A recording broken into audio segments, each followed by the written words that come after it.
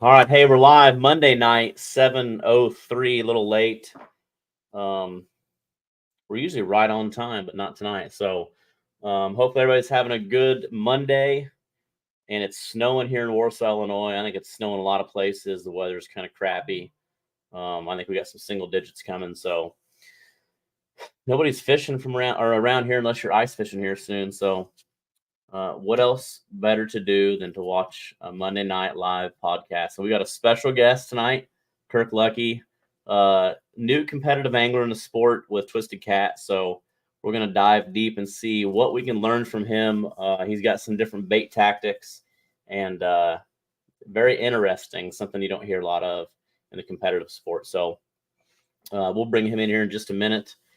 If you're jumping on and you can see me, hear me, give me a thumbs up, and we're going to get the show on the road. But first, we're going to play our video from Lake of the Ozarks, our season opener that we just had.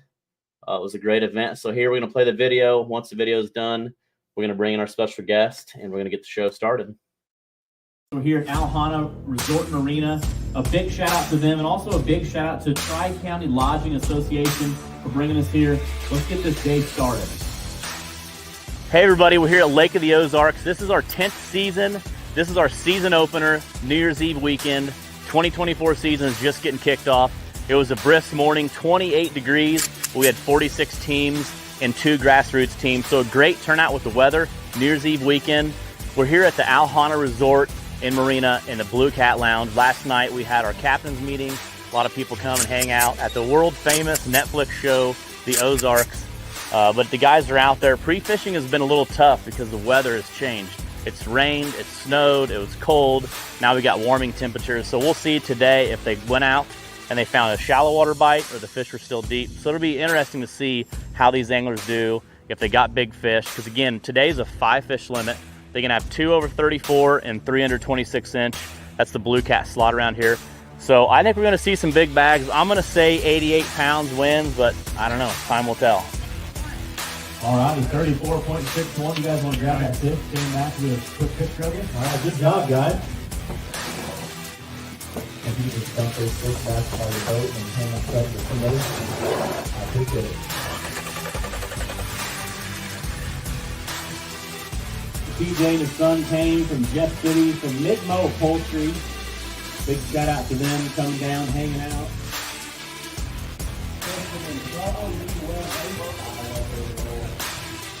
Some of us said they were going to work. That's less than 9 minutes.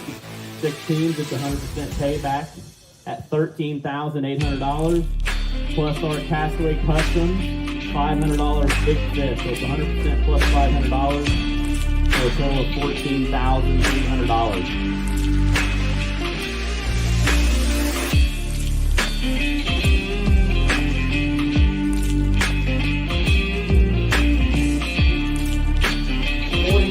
£3 big fish. Only weight on 84.8 pounds. Go.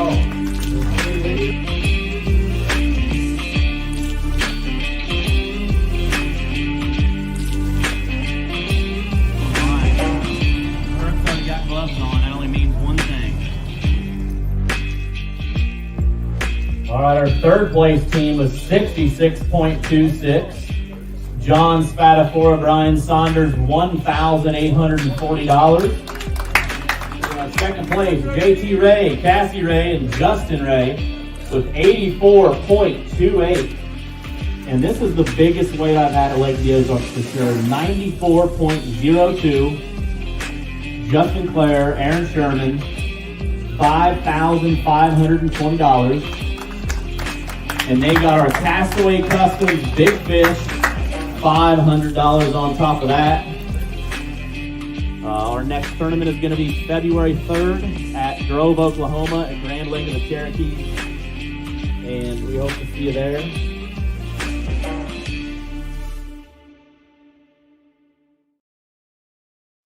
All right, so we're back. That was our season opener, Lake of the Ozarks at Alhana Resort and Marina. It was a great event.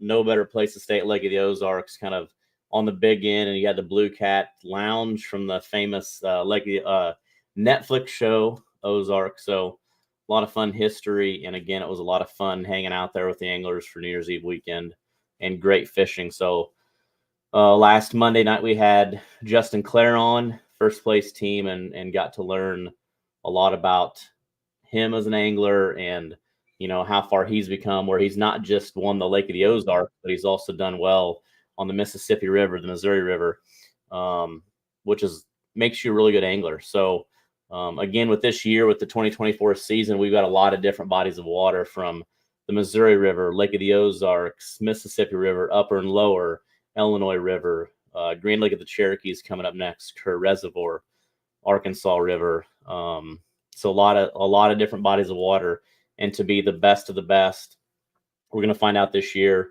as we just posted the points for the first tournament, but there's still 11 tournaments left too. There's a lot of changes that are going to happen, so it'll be interesting to see how that goes. So let's bring in our special guest tonight, Mr. Kirk Luckey. How we doing? I'm good, man. How are you? Good. I mean, I'm warm at least. It is really, really nasty outside. I had to go to Quincy, Illinois this afternoon to take my son to the dentist. And on our way back, it started snowing pretty hard. So, and it looks nasty out there right now. So I don't know. He keeps saying, "Are we going to have school tomorrow?" And I said, "Yeah, you'll have school." I mean, come on. We're not like, we're used to that stuff up here. So yeah. Oh, you said they let us off school down here if they talk about too much snow. Just in the, it's crazy. Not like when I was a kid. I know. We used to walk uphill 8 miles to school, Yeah, and I didn't even have shoes when I did it. So yeah. Oh my. So hey, everybody jumping in chat. Like I said, any questions about any of the events, anything catfishing, Twisted Cat, ask them in the chat and we'll get them answered. So Kirk, I met you, I think, last year for the first time, and you fished some tournaments. Yeah. Is that right? Yeah. So I guess I fished. Go ahead. I guess go ahead and kind of start on how you got in the sport and all that stuff. Okay. So I've always catfished, I guess. Kind of the go to the bank and cast out and pray and wait, and went about it that way for, most of my life. So in the summer of 2022, I saw a Facebook ad for Show Me Catfishing, and they were looking to fill some spots, and I messaged them, and Captain Tyler Moses messaged me back, and so I booked a trip with him, and Sister Ashley and I went and fished with him, and we had a great day. I think I know we caught over 20 fish. It was a really good day, and man, I was hooked. I had a boat already, but I mean, I didn't even have a trolling motor on it. I didn't have a decent fish finder, nothing. So I kind of made it my mission to learn how to do it, to learn, how to go fishing and have a high probability that you're actually going to be successful, not just, rely on luck, which a lot of it is luck, I guess, but you can definitely help your chances. So with the help of Tyler kind of giving me a rundown of the gear and stuff like that, I kind of rigged up my boat, and away we went, and spent as much time on the water as I could, watching YouTube videos, looking what other guys were doing at tournaments and stuff like that. And yeah, it's just always trying to get better and learn and learn and learn. Well, I'll tell you, I've been doing this. This is my 10th year running tournaments, and I would say by far, if I had to pick one angler that has came the furthest, is definitely you, because you've caught more fish in the last 2 years, bigger fish than most tournament anglers have, and your biggest fish was caught on chicken, which we've already had a few people asking, is this the guy that uses chickens? So I guess we'll kind of get into that. And I had fished with Nate, one of your partners too, and Yeah. he had told me this. Well, the first time I for sure knew, because Nate was kind of joking, and I thought he was really joking, but he was serious. And at New Madrid last year, one of you guys called me when you weighed, and you took the containers out of the cooler. Yeah. And I'm like, these guys are not joking. This is serious. And I think you had 2 of the big containers that were empty. Yep. Yep. So you always hear, like, in the competitive world, you know, when you're really into it, you know, we got to think, hey, you got to use fresh bait, cut bait, live bait. You know, you always kind of make fun of hot dogs or whatever, like who's really eating hot dogs or chicken or soaked in garlic. But you are, I mean, literally proven multiple times, even in tournaments, you've beaten a lot of anglers using chicken. So, like, what made you start using chicken? Was it just because it was easy to get? Was it you had faith in it? Well, it was a kind of a combination of things. So I was, like I said, I was new, so I didn't really get into this and start until late summer of 22, call it that. And so I was I was learning a lot of things at once, like trying to learn how to drive the boat with the trolling motor to bump while learning how to bump it. If I could have videoed myself like trying to learn how to drive the boat and learn how to bump at the same time, it was pretty comical. So I also had gotten a cast net, and I wasn't great at throwing a cast net. I also didn't know where to throw the cast net to find bait. You know, I didn't really know a lot of things at that point. And I was going to go fishing one afternoon, and I didn't want to get out there and get caught and not have bait. So I had seen it on YouTube on a Dieter Melhorn video that he had been using chicken, and he was on a lake. But I'm like, well, it's it's catfish. Surely it'll work on a river the way it will on a lake. So I took that along and tried with the cast net. I got a little bit of bait, and ended up put some chicken on and was bumping. And I bet you I hadn't had bait in the water 100 yards, and I had the biggest takedown of my life, and at the time. And I'm fighting this fish, and I get it up to the surface, and I netted it, and it was 33 pounds. And I mean that it works. And I mean, after I fished the rest of the day with it, caught several more fish. And I thought to myself, man, I'm not good at this by any means. It's got to have something to do with this bait. So it's just, if it's summertime and I have a bumping rod, I'll have chicken on. It's just how it's going to be. And I researched it a little bit, looked into it, like maybe why does it work, kind of the science behind it. And it's, the catfish can taste that amino acids. It's very high concentrate of amino acids in chicken.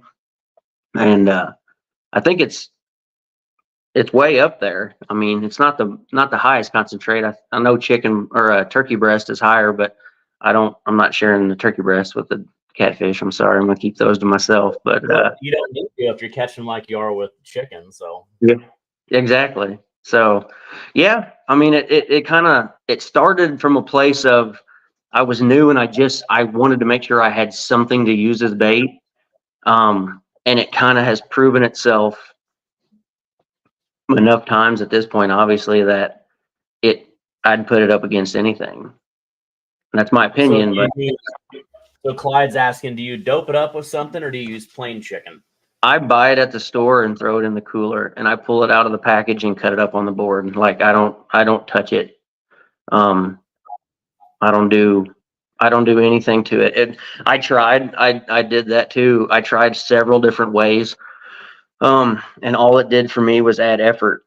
I never caught any more fish by using Jello or bait fuel was one. I got, and that stuff is so sticky. I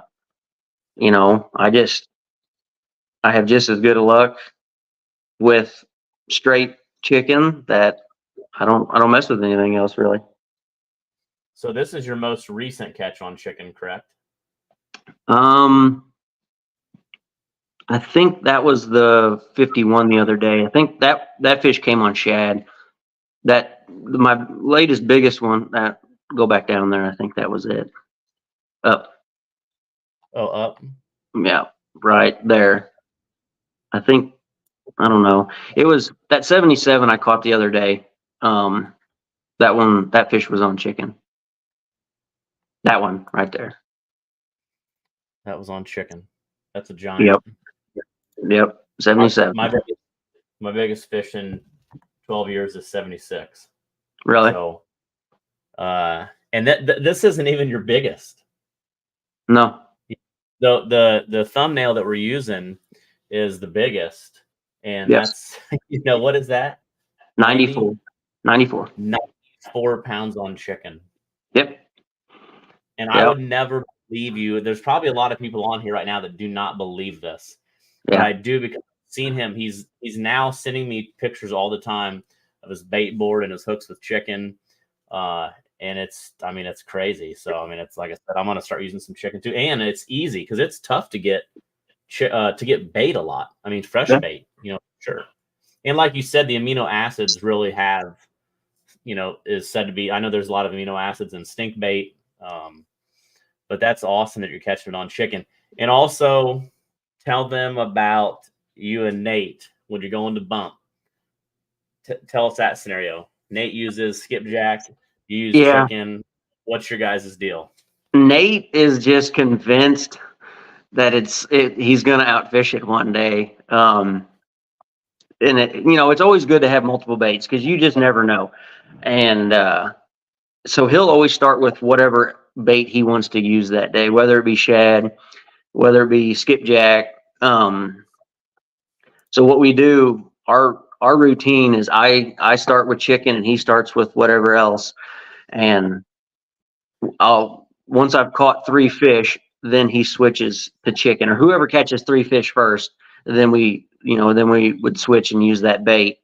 But I've never had to switch. I've always caught 3 fish before he's ever caught one, and then he switches to chicken. And sometimes it's literally instantaneous, almost like he reels up, throws off the skipjack head or whatever it may be, puts on a piece of chicken, drops back down, and within a minute, and he'll cuss and be like, I wasted an hour, or I should have been catching fish and I wasn't. And it just kind of turned into our thing, and I can't, like I said, at this point, it's proven it's got my number 1 and number 3 big fish off of it. It's not broken. I'm not going to fix it. I agree. This is the picture of Nate at New Madrid actually showing us the 2 empty chicken cartons. And it's and I think you can tell in his face that he just has to, because I remember when he told me that, I'm like, dude, you're joking. Like, you're watching too much YouTube. You got to get off that. And now it's just funny that you're making him use chicken after he can't catch anything on the skipjack. So that's wild. That's cool though. That's, especially as bait's getting harder to get and more expensive. What's 2 cartons like that cost you? Oh, it depends. One, they're like $14 to $16 a piece, something like that, depending on what it is by weight, or whatever. Sometimes you can find it on sale and it's $10 or something, but it goes so far. So that's another thing about it that I like is, it's not bloody. It's not like you fish a piece of a shad and it's been in the water for a while and you reel it up and you squeeze it and there's nothing left to come out of it. Yeah. You don't have that with chicken. It's built into the mix. And it doesn't go anywhere. I've caught fish on the rattiest looking piece of bait because it just doesn't go bad. In my opinion, you know what I'm saying? It just, it can sit on the bait board and get a little hot and it doesn't affect it. It's just kind of a tough. Yeah. tough thing to beat because of all those factors. It's cleaner on your hands too, for sure. You don't have blood and guts and stuff and all that, and you know. Yeah, I just don't know. rinse it off. I always rinse my fingers off in the river water before I eat anything, trying to be safe. Tanner said, had never bumped before in my life and went with Kirk and caught a couple on the chicken. It was awesome and works. So Yeah. you're making a believer out of a lot of people. Such a believer that when I went on my one-on-one, I was even using some chicken. Like I said, I know some more people that have used chicken now. Yeah. I think some people are going to the next level and trying to put the garlic or the, what do we hear, some kind of, was it Jello or jelly or cherry Kool-Aid and all that crazy stuff. But and Michael Doyle says, are you using it in the summer or year round? So I actually find that it does work better in the summer. I mean, I say that, but 2 weeks ago I caught a 77 on it. But as far as like an anchor bait, I do not have the same effect as I do with using it for bumping. As weird as that may sound, I don't know. I don't know what it is, whether it's, have to do with being in the current, and when you're bumping with it in current, they can sense that because it's coming down the river. Whereas when you're anchor fishing, like, this time of year, you're sitting more kind of in the calmer water. I don't really know. I don't know, but as far as summertime bumping goes, it's the ticket as far as I'm concerned. Yeah. Jeremy figures put the whole breast on and send it. I do that. I mean, if they're being real aggressive, I'll use a whole breast and do a double hook rig, and I mean it works well. So do they hit it any harder? Like, is it a more of aggressive bite, you think, or you notice that? I mean, I wouldn't say it's any harder. I mean, that 94, I was pretty sure he was going to burn my thumbprint off when he hit that. That was unlike anything I had felt before. But I mean, I think that fish is probably going to hit that way with whatever you put in front of it. I think another thing about the chicken that helps is it's very soft, and I think that it's like if you're fishing with a fish for bait, whether it be shad or skipjack, the head's a bonier piece, and some days they don't like that, and you have to catch them on the body sections. Whereas chicken's always I guess that softer bait where there's not going to be the day where there's days where they're going to eat anything, it doesn't really matter, and then there's days where it's going to be kind of tough. And I feel like on the days where it's tough is where that the chicken really shines, because I've always done real well on it when maybe a lot of other guys weren't. So do you typically use chunks? Do you chunk it or in strips? It's not the toughest thing on the hook. So I try to avoid the strips just because it makes it thinner. I mean, I just basically, if you take your standard old chicken breast, I'll cut it diagonally in maybe 3 or 4 pieces, depending on how big or how aggressive the bite is that day. That 94 came on the smallest piece of chicken. I mean, it was not the bite that had leading up to that day had not been real aggressive. So I had started with pretty small bait. So. Okay. So my question now is, you came into the scene, you went out, and that's kind of like how we always talk about it. If somebody they see it and they want to get involved and they go out with a guide, and then once they go out with that guide, they have a good time, which Ryan Casey's awesome. Show Me Catfishing, Tyler, all those guys. And then you're hooked. So now you buy a boat, you get out there, and it's not like you've been doing this 10 years. So chicken has definitely helped you, I think, but there's got to be more. So like when you're going to go down to a tournament, or like what you've been doing, like what you just did in New Madrid, and then what you've been doing on lately on the river, how are you targeting these fish? like just the pictures you showed the other day in New Madrid, like, are you going out and you're scanning? So like what sonar do you have? How are you finding these fish? There's got to be, you can't just be going blind and just saying, okay, this looks good and throwing chicken in. I mean, you got to No, be, what's your technique? I mean, this time of year, it's easier, I think, because you found them or you didn't. So I'm on the boat I have a hummingbird Solix, and I'm just looking for, a mark or marks that I feel like are catfish. That 77 the other day was, I pulled in behind the dike, and I always start on the south end and work my way back to the north, and kind of cut a big loop to see where they're at. And that fish could not have been any more in the corner, in the slackest water that there was. And I seen him. He was only in like 17 feet of water, and it was a real tight area. So I thought there'd be a pretty good chance I could get baits close to him. Now whether he would bite or not always, is another story. But I had baits in the water 3 minutes when that fish hit. That was the first fish of the morning. And then I went back there the other day,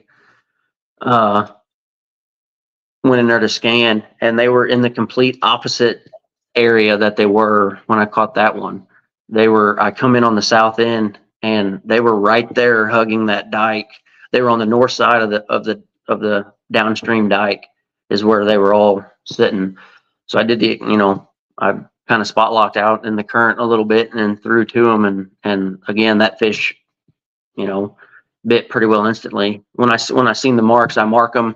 That way I can tell how far away from them I am, and then try to put, use the line counters to get close to them and go from there.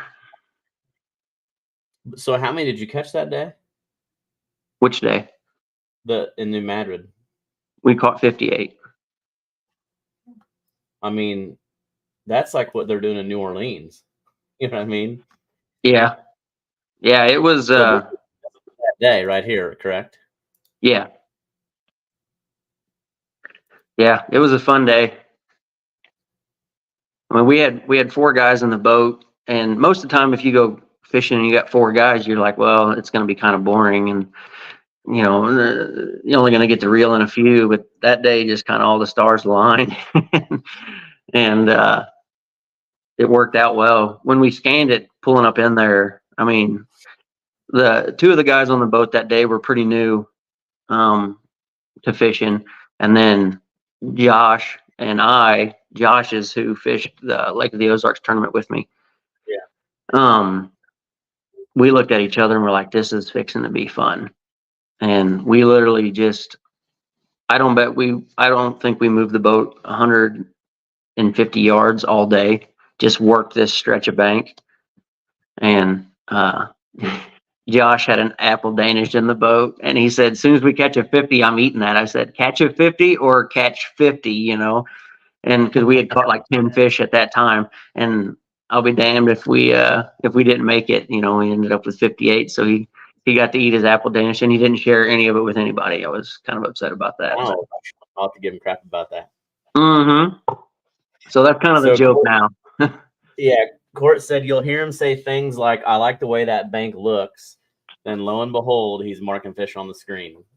So some anglers, I believe, have that eye. I mean, they're so focused in, and when they get in the sport, they're like just fired up, and they put a ton of time in, whether it's on YouTube and just everything. That's all they think about. And, they just kind of know how that, I've heard that. Mark Farrow's another one where they can read the water. I've heard that a lot. So I went fishing with Mark.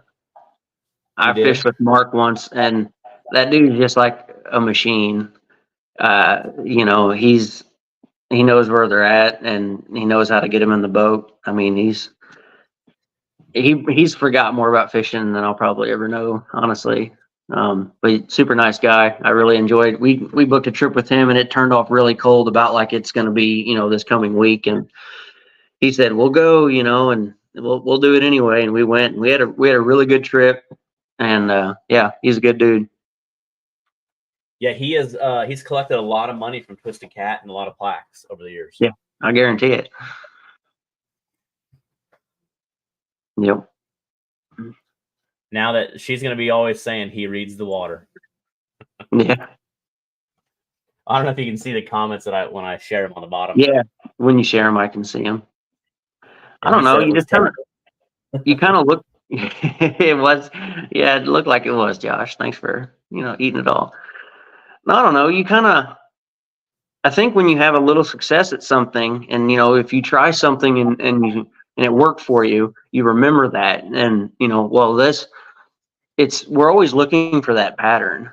So if you see something that's, well, that stretch of bank looks just like that stretch down the river, and that was holding a bunch of fish, and it works that way sometimes. And So go ahead, keep going. It was at the Catfish Conference last year, or I think it was. Anyway, I read it was a fisherman said that 80% of the fish are going to be in 20% of the water, and that I think that's as true as it gets. There's so Who much said dead air. I don't remember. I thought it was at Catfish Conference, but it may not have been. It may have been an article because, like I said, when I kind of got into this, I read every article I could, and I watched all the videos that I could. But I think that's very true. There's a lot of dead water, and you can waste a lot of time fishing where there aren't fish or where there's not that many fish. You can help yourself out a lot when you kind of figure out what they want, and I'm not no pro at it by any stretch of the imagination, but I'm working on it and starting to work a little bit. Yeah, and I mean that's another thing. I got a few questions from the YouTube side, but I guess that's what I like to see is, I mean, that Twisted Cat is not easy. No. There's a lot of great anglers. I mean, a ton. Absolutely. So I think it also makes. I had another talk with a guy today, and he came and he said, "Man, I had a big head at Lake of the Ozarks. I thought I fished that lake. It's kind of my home lake. I thought I'd really, whip some people, and he didn't. And he's like, it's like that was a tough field, and anytime you can finish in the top and going to New Madrid and using chicken and finishing up there, catching probably more fish than anybody in that tournament. But like I said, I love watching new anglers, and this is a testament to people that are watching that are wanting to get in the sport. Like it can be done, and you can. The more grind you put in, the more time. I mean, look what Kirk's doing. There's a lot of anglers out there, and like I said, you have really came a long ways quick. Thank you. It's fun to watch. Does somebody's asked what are your hooks? So like with the chicken and stuff, are you using a circle hook still, or are you using any kind of treble hook to keep it together more? No, just a Rip and Lips 8/0 hook is what I use. And I hook it where it's borderline going to come off. You know what I mean? I lose a lot of piece of the bait because they short bite me. But I would rather have, it's not like a shad or something where there's something fairly hard you can hook through to keep it on the hook. But yeah, I just an 8/0 Rip and Lips, and there you go. Like I said, if I use bigger pieces, sometimes I'll use a double hook rig just because, I'm tired of them short biting me and stealing my bait. So. What about, are you ever using a double hook rig and putting like a small piece of shad or skipjack and then chicken on one, like 2 hooks, what's your thoughts on that? Yeah. Nate does that quite a bit. I've actually done it too, where I've used the double hook rig and put a small piece of chicken on each. That way you can still get the scent pattern out there, but you're also weren't using a big piece of bait. So you were, you had as much scent in the water as you would with one big piece, but you were still offering a small piece. But yeah, I've done the double rig with 2 different baits, but that's usually when I'm grasping at straws because they're not biting that day, and we're just trying everything. But yeah, I wish there was a way you could fish them side by side, not front and back, because it always seems like your top hook gets hit no matter what. Yeah. Or at least it does for me. So if you could fish it side by side somehow, that would be interesting to see what would happen. Yeah. So let me see. I had some other questions.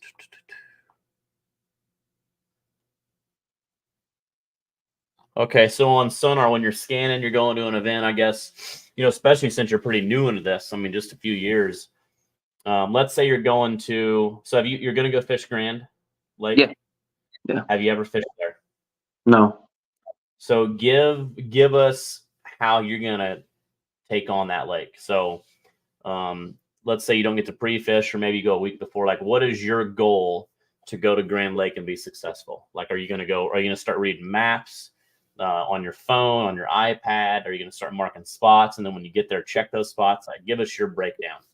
Yeah, I mean, we're doing research now just because, I mean, we've never been there, but I'll go into it with as much as you can know about a place without having been there. I mean, it's, reading Navionics maps, looking at different things, but it's all going to come down to, it's too far out to tell what the weather is going to be like and stuff like that to know where you think the fish may be. But yeah, and then I'm pretty simple when it comes to a plan, like Lake of the Ozarks. I had never been to the Lake of the Ozarks. I had never fished there. I had never fished a lake ever. That was my first time ever fishing a lake. I got out there Thursday about noon and found a couple spots and marked some fish, caught a couple, and just kind of went with it. I mean, I don't know enough about it to really waste a lot of time on something, you know what I mean? If that makes any sense. Like, okay, we're catching fish here, let's not overthink it. We'll just catch these fish until they quit biting, and then we'll go on. I'm not usually the one that's like, well, I'm gonna run 30 miles from the ramp, and I might fish within half a mile of the ramp all day. But if I'm confident that those spots will have fish, I don't care about that kind of stuff. You'll be able to sit there and watch me, from the weigh-in station, and that don't bother me, because if that's what I think is going to work that day. Well, so many people like to go far, you know what I mean? So, I mean, we have anglers going 80, 90, 100 miles one way. And you drive over a lot of fish, you know what I mean? That's one thing I know for sure was said at the Catfish Conference last year. Ryan Casey said, there's enough fish in every 5-mile stretch of river to win any tournament. You just have to figure out where they're at. And I think that's true too. I mean, I found a stretch of bank this summer. I mean, I grew up in this area where I'm at now, right, a couple miles from the river, and I had never fished this area. You always drive past it, and I never thought to ever fish it. And one day I'm like, let's try this. And I was scanning it, and I didn't necessarily see fish, but I saw stuff that should hold fish. And I'm like, well, you don't always have to see them.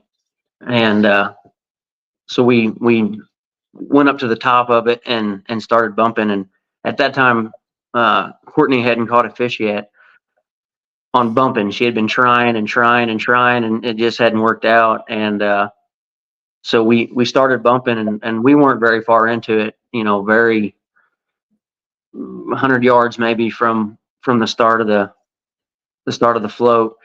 And whenever she gets snagged, she always hands the rod to me real quick. And then she takes mine and continues to fish, and then I get hers and, try to get it out and whatever. I mean, I was watching her bump and her rod just folded, and that fish was pulling drag and pulling really hard. And she takes the rod and hands it to me. And she goes, "Here, I'm snagged." And I said, "Snags don't swim away from you." So she went to fighting that fish and ended up, we got it in there, and it was 42 pounds, and I don't think I've ever fished that stretch. I'm sure I have, but I don't think I've ever fished that stretch of bank now and not pulled in at least a 30. And it was somewhere that, it's too close to the ramp. Nobody ever give it any time, I guess. Cause you always think, well, everybody's fishing here because it's so close to the ramp. And sometimes, it's kind of like public land hunting. Guys are walking back on public land 5 miles to get away from everybody. Well, I had a buddy that got really successful at public land hunting. And he ended up killing all his best deer within 100 to 150 yards of the parking lot. And he said, because everybody wants to go way off and get way in the back, and he said they have to go in so early. He goes, I think it bumps the deer back out. And I'm sitting there. He goes, I go into daylight and wait, and here they come. And he killed him. So I kind of have that mentality about it. Like, and it also comes from, I bet those guys that are running long distances are because they have a high level of confidence in where they're going. And I don't necessarily have a long list of spots yet that I'm like, man, these are proven, these are going to work every single time. So, I mean, I have my areas where I do well, just like everybody, but I mean, I don't have a little black book yet of spot after spot after spot. So, if I'm going to be just searching for fish and I take more time with baits in the water than, driving half your tournament away or something like that with, driving to your spot. So I don't know. That's just kind of my approach. So do you have a black book yet of spots, or are you every time you go out, do you record water temp, water level, rise or fall? Are you recording that stuff? Yeah, I keep pretty close eye on the river stages and all that stuff and wind direction and everything like that. But I think that has some effect. I mean, I know it does, but at the end of the day, I know a lot of guys that won't go fishing because they're like, well, it's an east wind, or it's, falling water or whatever. And I go on those days more so because, it's not supposed to be good that day. So if I have a good day, then I really figured something out. And that's a vital piece of little, information to have, is if you can be successful on days when you're not supposed to be. I mean, and not to mention, it's just kind of nice to have a good day when, you shouldn't have. Yeah. Because what do they say? Wind out of the east, fish bite the least. So yeah. And I've had some really good days on days where, you probably shouldn't have. It's just, I go, I'm gonna go fishing really regardless. And if I have a bad day and don't catch a whole lot, this past weekend was tough. River was dropping, and we still put fish in the boat, but nothing crazy. But we learned a lot. I found some spots where we marked fish. They weren't chewing. But they looked great. I mean, they had all the right makeup to be a really good spot. So, go there on the right day and it could be a ball. So I got another question they're asking on sonars, what's your go-to? Side scan, down scan, 2D? I run all three at the same time. I would say side scan the most just because it's the widest, and you see the most water. But yeah, I run all three at the same time just to kind of, I don't know, I try to say I'm getting different opinions on it, because it'll look like one thing. You might have a tree that looks like it's got a big fish sitting in it, but then if you see it on the down scan, you can tell it's not. So yeah, I kind of use all of them. So we talked a little bit. So backstage before we started the show, we talked a little bit about live scope. Do you have live scope yet? Do you plan on getting live scope? What's your thoughts on live scope? My thoughts on live scope is once I figure out what my electronics that I have already are fully capable of, because like I said, I'm still learning. Coming from a Garmin to a Humminbird, there's just a lot more you can do. Maybe once I get that completely figured out, I'll worry about adding something else to the boat. I think it's a good idea. At the very, very least, the guys that seem to be the most successful getting bait out at Lake of the Ozarks were using live scope, and that maybe it doesn't necessarily help you catch a catfish on tournament day, but if you don't have bait, you're kind of done from the start anyway. So I don't know anybody that really uses it in a situation like that we're doing on the river as far as that goes. Now, like wintertime fishing, pulling up behind the dikes and kind of the more slack water, I think there's a way to do it there that could really be, beneficial. Yeah, I mean, we've definitely got more, just like the lithium. Like the lithium has finally really, gotten going. But live scope I'm starting to see live scope on a lot more boats. But I think it's for bait for the most part. I think it saves you. You're throwing that cast net 20% as much as you were before live scope. So Right. I've only seen live scope in action once. I finally did purchase it. So I'll have it in the next few weeks, probably hooked up. But there are some anglers that are fishing. And last year, Aaron, if you're watching, I'm going to call you out. I'm not making fun of you, but Aaron's like, hey, we got him figured out. I got this live scope. And he's like, it's going to be a game changer. So Aaron, I think he struggled a little bit last year. I think he marked some fish on live scope. Maybe they weren't biting, but I do believe that'll slowly, people will start to understand how to take live scope to catfishing, but I don't think it's anything too crazy yet. I think, like I said, for me, it's side scan, 2D, maps.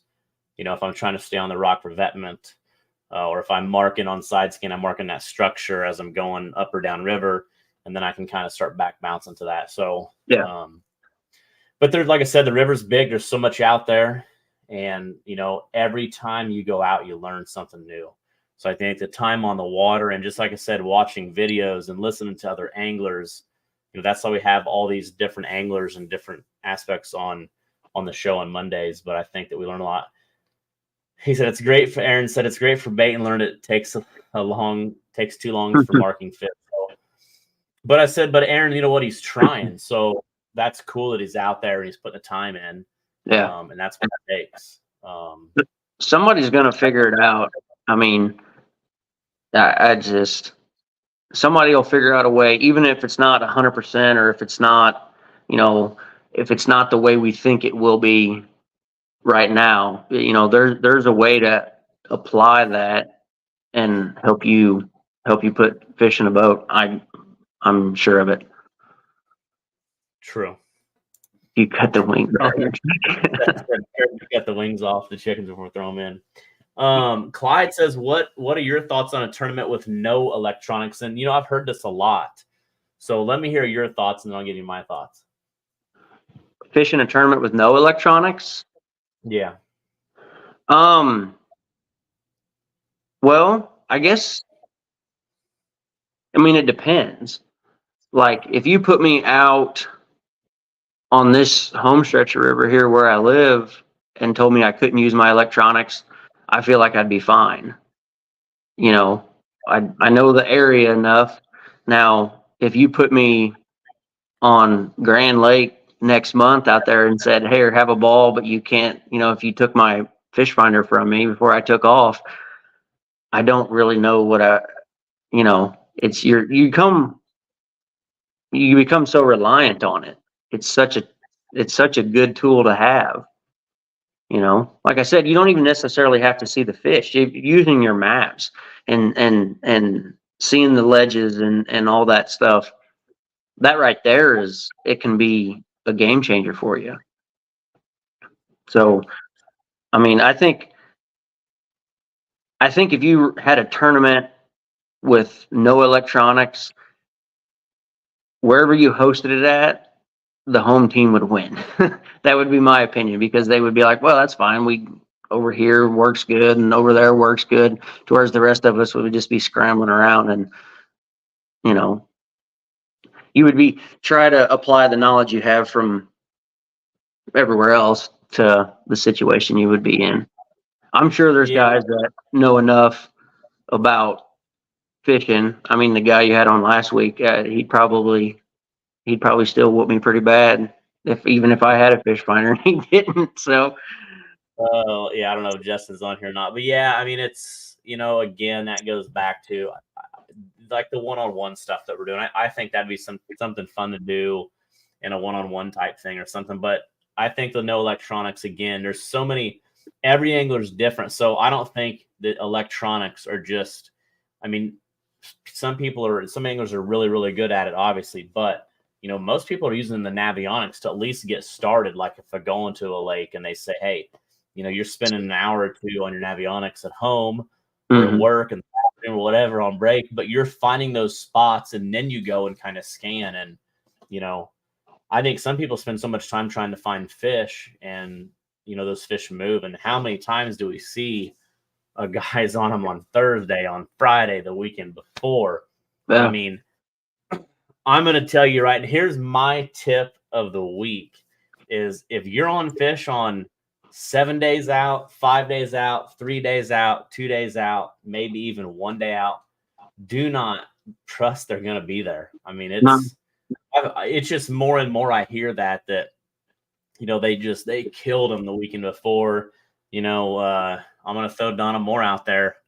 I love you, Donna Moore, but he was on a heck of a pattern, 7 days before Lake of the Ozarks. And look at what the weather did 7 days out. I mean, it was wild. Yeah. So a lot changed. And I think that you just got to be able to change tactics. If you go out there and your Friday that was successful is not working and you were dragging in 10 to 15 foot of water and you're not getting bit, you're not seeing fish, make a move, make it quick. Where do they go? Because just like Ryan Casey says, and I've heard him say it so many times, there's always that winning bag in a 5-mile stretch. Mm-hmm. So if you find those fish, it ain't like they just disappeared and went somewhere else. So go find them. Did they go deep? Did they go more in the structure? Are they really stuck to the bottom? They went somewhere. They didn't go that far. You just got to spend some time. And Right. I think staying in that same pattern can hurt you in a tournament setting.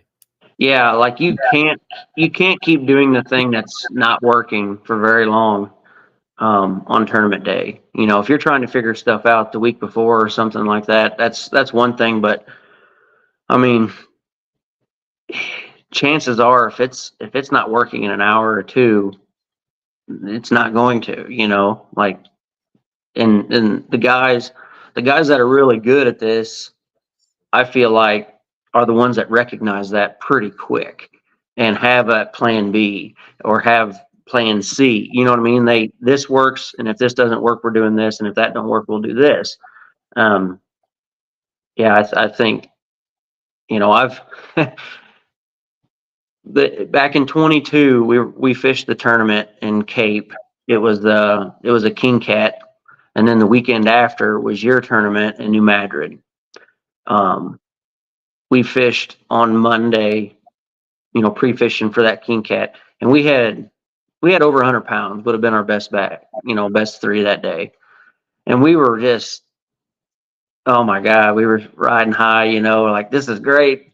can't wait for Saturday. And I think Saturday we ended up catching like a 12-pound fish. And, none of the spots where we had found them earlier in the week, there was nothing there. And I'm like, wow, this is this is tournament fishing. Okay, it's not just as easy as you think, And I've done that several times where you have a really strong day leading up to tournament. I mean, I've yet to do,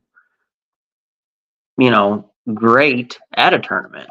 We usually catch some fish, but I just having it all put together and having the plan, you're so reliant on that fish still being there, still eating, and how finicky they are. It's like, oh well, the river dropped 6 inches overnight. I'm not going to eat today, and which means, well, that spot's kind of burnt. You got to go find something else, and the guys that can just roll with that, I mean, those are the guys that you're seeing in the top 10 every week or every tournament because they got it figured out. Yeah, I agree. Like I said, always said, it's tough to win every tournament. My goal is to always be in the top 10, and that's tough to do. So, I mean, that's, you can't just go and say, I'm going to win this tournament. But if you can be consistent, especially on different bodies of water, and like I said, I think there's a lot of anglers, but Justin Clare right now, I think he's one of the most consistent anglers that's out there, and he's proven it. And that's my goal as an angler, and I think that's a lot of anglers' goals. What is your goal this year? Like, what do you want to do or what to prove?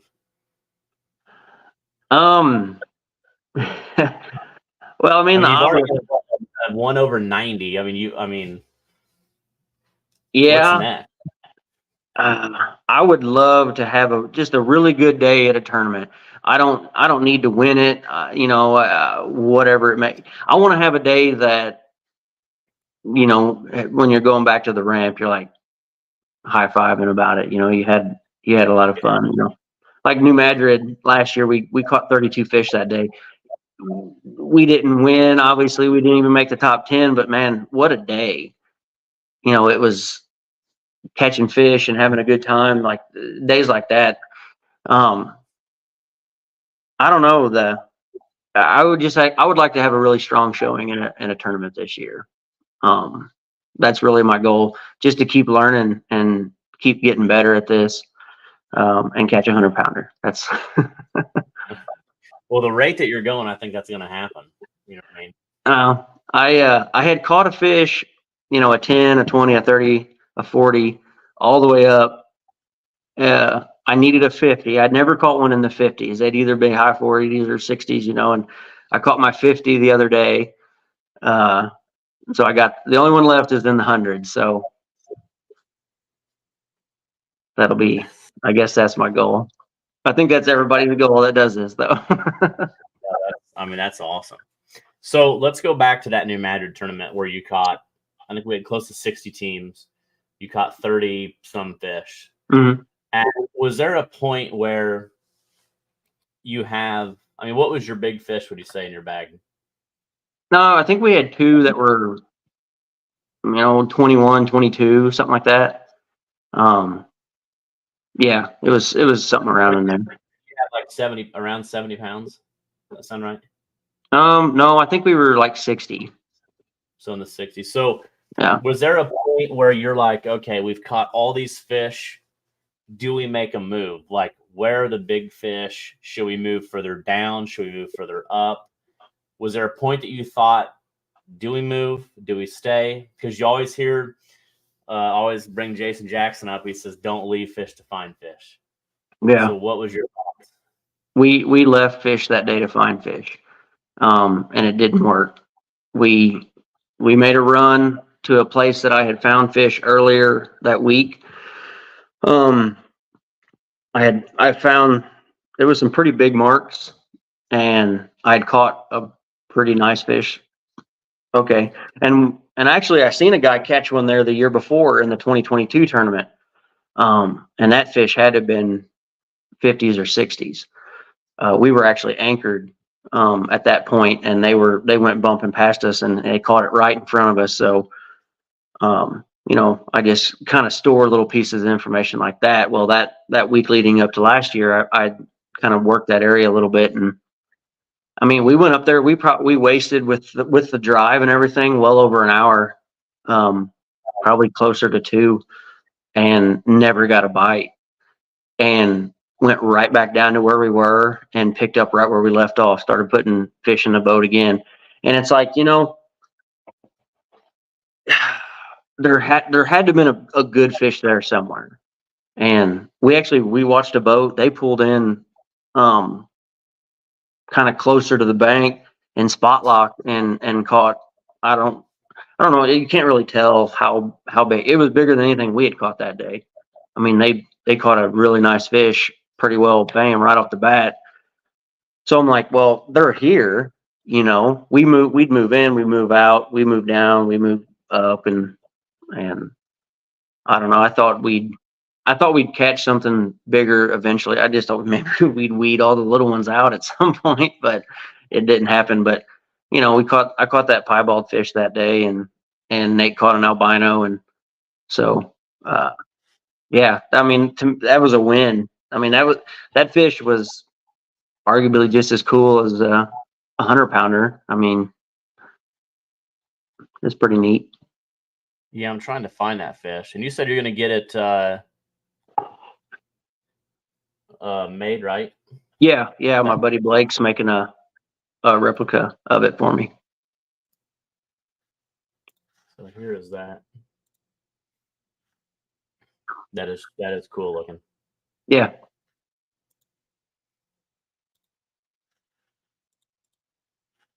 But the other thing is you still, that tournament, the weigh-in was insane.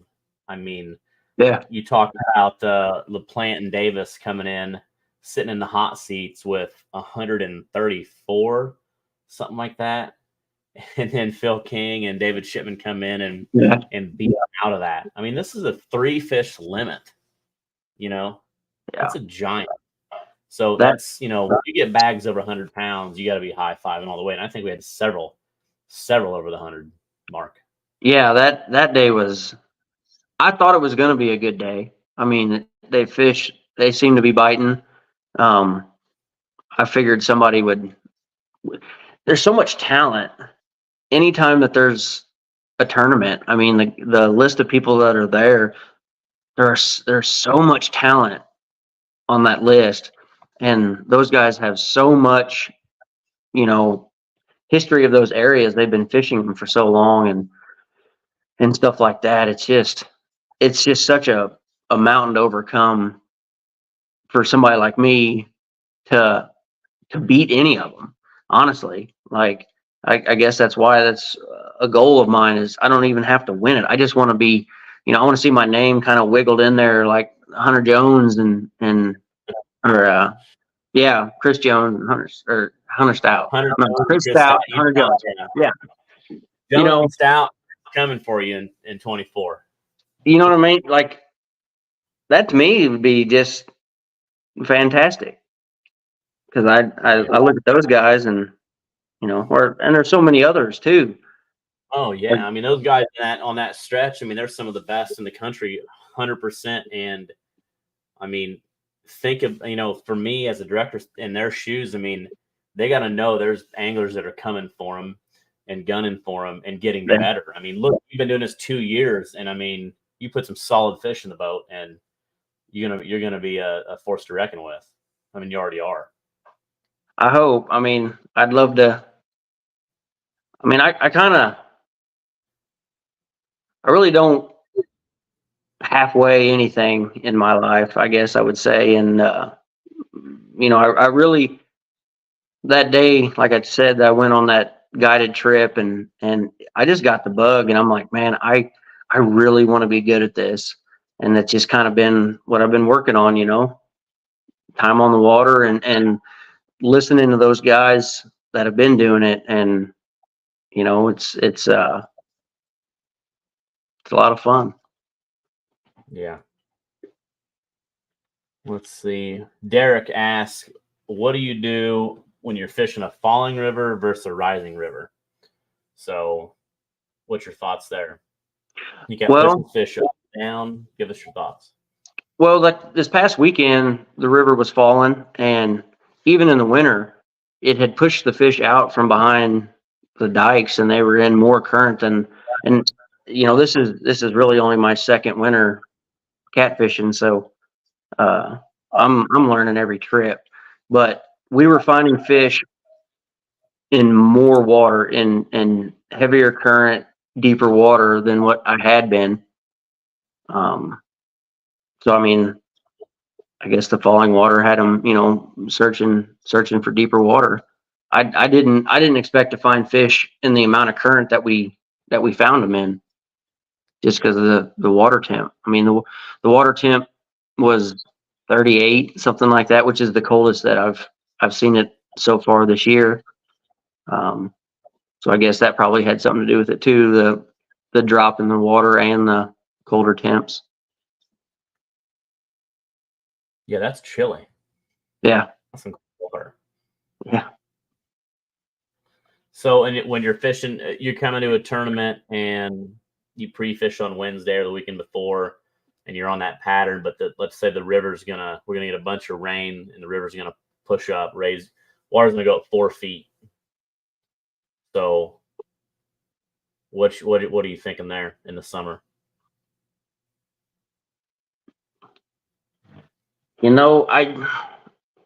I think that they're going to get out of as much of that current as they can, because it gets so crazy. I've caught them in pretty high water, like real close to the bank.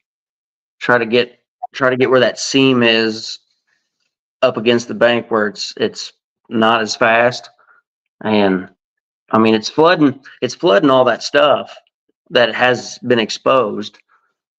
And I think that brings out a lot of stuff for the bait fish to eat. Therefore, the big fish are going to move up in there. I haven't done it in years and years and years, but when we used to put out trot lines on a rise, was always our favorite.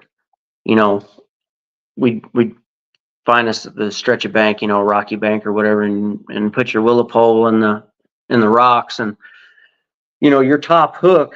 We always use live bait. That top hook might only be in 6 inches of water, but the river was going to come up 2 feet, and it always seemed like that top hook was catching the biggest fish. And I think that's what it is that when that water's coming up, whether it be night crawlers, whatever on the bank, the food for the bait fish, that's where they go. So therefore, that's where the big fish are going to go. Yeah, and that's what we hear a lot about, when the water goes up, and especially when it gets high enough where the fish like to go in those fields. That makes it really tough, because you can't get your boat in there a lot of times. Yep. So another question is, this is on, somebody asked me today, ask about floats. So you use chicken. Is there any special rig that you do? Are you using rattles, the Demon Dragon floats? Like, what's your thoughts on that? Because not a lot of people using chicken. So you're already using chicken, and you're with 100% into that. Do you think that having a float with a rattle matters, or are you just like super simple? I just am convinced if I don't have a rattle of some sort on my rig, that I'm not going to catch anything. So you'll hardly ever find me without using some type of rattle. Normally, I don't use on a bumping rig. I don't use a float. I just use one of those small, rattles on the line or whatever, up above my chain swivel. But I started to experiment a little bit with the Demon Dragons, stuff like that this summer, and I caught fish on them. I didn't catch any more fish than I normally. I didn't see any huge jump, like, wow, these are real, you know what I mean? I would kind of fish them side by side, use one rod that had one for a while and then one rod that didn't. And I'm I'm constantly doing stuff like that, because and Nate and I used to say this a lot, when we would be talking about stuff like, even if it catches 1% more fish or 2% more fish, you start adding up all those little incremental percentages, and eventually they add up to you're catching quite a few more fish, and for me, a rattle is part of that. Like, I don't think it ever hurts you, but I do think it helps you, so that's kind of my look on that. But yeah, normally I run a pretty long leader as far as my hook leader, and then my weight leader, I like it to be short. I don't know why, I just do. So when you say like a short weight leader, like you're talking 3 inches, I mean, how No, short? 9 maybe, something like And that. what about your leader then? I don't know, 2.5 feet. That's a pretty big leader then. Yeah, something like that. I just feel like it's, for me, it gets that bait away from the anchor of that weight, and it can flutter and do whatever it's going to do. You know what I mean? Whereas when it's on a shorter leader, it can't kind of do its thing as much. I don't know. That's just my opinion on it. I've had good luck with them. I've tried shorter, and I've caught fish on shorter too. And that's one thing, I don't get stuck in my ways. I try not to. If I have a really good day fishing and I go out fishing the next day, I never go back to the same spot and say, well, let's go beat up on those fish again, because we know fish are there. We could probably catch those fish, and that doesn't prove anything to us. So I'll go fish somewhere else. I love going to new places that I've never been, and piece it all together, and by the end of the day, had a good day. I mean, that's my favorite thing to do.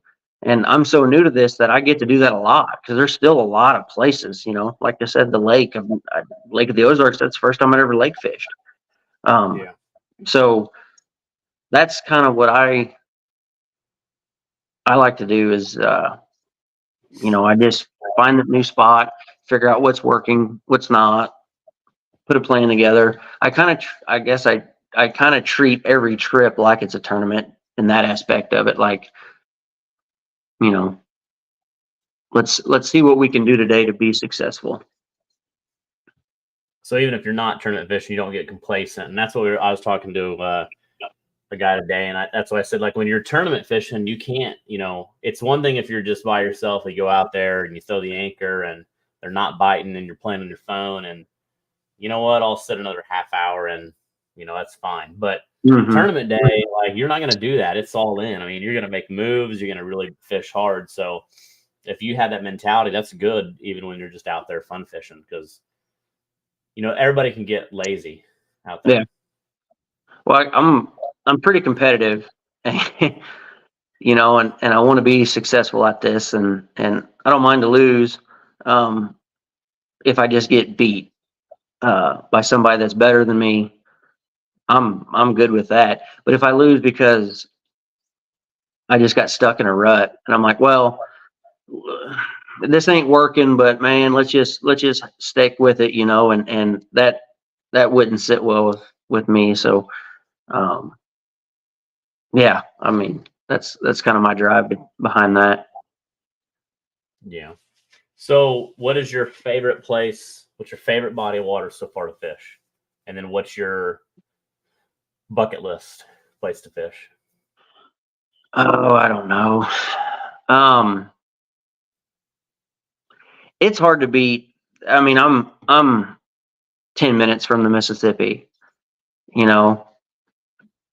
I really, really love fishing there. But the Missouri River is a whole nother animal in itself. I caught a really big fish there last winter, and it was, I think, 2 weeks after I'd caught an 87 pounder up there. And then I think it was 2 weeks later, we had a guy pull up next to us. We were fishing, and he's like, hey, can you help me? I got a big one in the boat. I need help to weigh it. I said, yeah, sure, you know, and he says he's over 100, and me going, listen, I caught an 87 pounder 2 weeks ago. I'll be the judge of this, you know, and he opened the live well lid, and my God, that fish could have ate a basketball and it wouldn't have touched his lips. It was huge, and I helped him weigh it, and it was 105 and point something. It was a giant, and he caught it right in the same stretch there that I'd caught my 87, and so I was like, well, you know, Nate and I had a day there one time on the Missouri. We probably put 25 fish in the boat that day, and I would bet money that we had a 40-pound average. Wow. It was an insane day of fishing. I mean, we got to the point where we didn't leave all three of our rods out per person. I mean, we kicked back down to 2 rods or whatever, because you couldn't keep it. It was just such a mess. You know, they weren't dinks, so you couldn't just reel them in and throw them off real quick. I mean, they were substantial fish, and you know, it's pretty easy to fall in love with something when it's gives you a day like that, you know. And at that time, it was my best fish ever. So, but I don't know. It'd be either of those rivers. I just kind of love the river thing. The lake thing is so new to me, that I got a lot of learning to do before, you know. Well, you've learned a lot in so short a time on the river, though. You know, Yeah. so I mean, I think you're going to be able to pick up on the lakes, you know, how they're fishing for sure. Oh yeah, I don't have any worries. I just need some time. You know, I'm already planning to go actually back down to Lake of the Ozarks and mess with it some more, just to learn.